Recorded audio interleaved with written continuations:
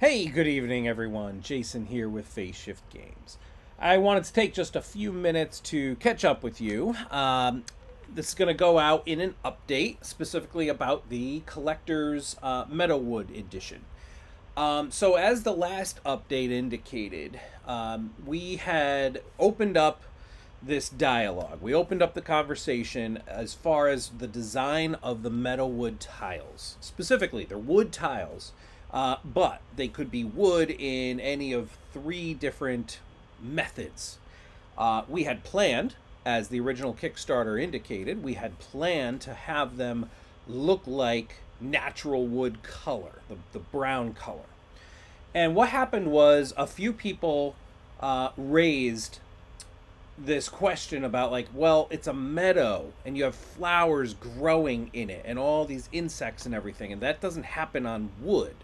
So while the notion of wood was cool, a lot of people were really thrown back or confused, thrown for this idea of it being actually brown in color. And this was more than just one or two people. And that's why we said, okay, this is why we do Kickstarter. And this is why we, as Phase Shift, we go to an extreme in terms of our engagement. And many of you who've been with us in the past through Dungeon Drop and Drop Drive, you know this. We're very transparent. We're very communicative. We're very engaged. We send a lot of updates. We interact. We run polls. We run contests. That's what we love doing. We interact with you. And to us, it's what makes the best product in the end. So we stand by it. So we opened up this dialogue and we ran a poll and we said, okay, well, there's like these three main different options. And I'll be honest, the results surprised me. So I happen to be one of the few, it turns out, who really like that brown look, the wood look. And by the way, I think many people like the look. That's fine. You can like the look, but admitting that it maybe takes away from the theme a little bit, because it's not thematic in terms of what are flowers going to grow in and all the insects fluttering around. That's going to happen in the meadow with the green lush grass and everything. So the poll results were pretty clear. People wanted green. That was what we heard loud and clear. And so what does this mean? I had my own instincts. And by the way, my partner is Darren, who I work very closely with. And Darren and I happen to be on the opposites in this. Right along, he was asking, he's like, do we really want to, like, we could do heat printing on the whole thing, and have the green background on the whole thing. And I was like, no, why would we want to do that? Why would we want to cover that gorgeous wood grain? Well, come to find out, many, many other people were thinking very much like Darren. But there's a middle ground, and that's where we're landing. This update we're putting this out tonight to let everyone know where we've landed, what we've decided. We've already updated the campaign page because, in my mind at this point, and Darren's in full agreement, we have landed at the right answer. There is no question. While I questioned it before, and I am maybe surprised from where my mind was before, I'm surprised at the outcome. But it is absolutely the best answer, and we're stoked about it. I mean, at this point. And I'm going to show you some stuff. So, where we landed was the middle ground. We are going to do green wood stain on the wood tiles. And then we're going to heat print on top of that all of the critters and the petals in the corners, the flowers. And then we're going to lacquer on top of that so everything's nice and sealed and gorgeous. And we have the pictures out there. This update's going to include the pictures, the close-ups, so you can see. Here's why it's the middle ground that works, because it still maintains the organic wood grain, shows through. You're still going to see that. It's wood stain. It's not paint. And that was what was most important to me, was like, well, wood is by nature, it's gorgeous and it's unique, and every piece of wood is different from every other piece because of the organic nature of it. So I didn't want to lose that by doing heat printing on the whole thing. By doing the wood stain, we get the lush green environment, and then we heat print on all the gorgeous vibrant artwork, and we satisfy everyone. I mean, not 100%. There's always going to be some folks. Like I said, I really liked the natural wood color as well. And I'm sure there's a couple others out there who really would have preferred that. We have to go with a single solution. That's just the nature of manufacturing. We have to go with the one that we believe is best for the product, best for the majority of our backers. And that's where we landed. So here's what's interesting, though. I went out, I said, okay, well, I'm not just going to say this without testing it. So I went to Amazon yesterday or the day before and bought green wood stain, emerald.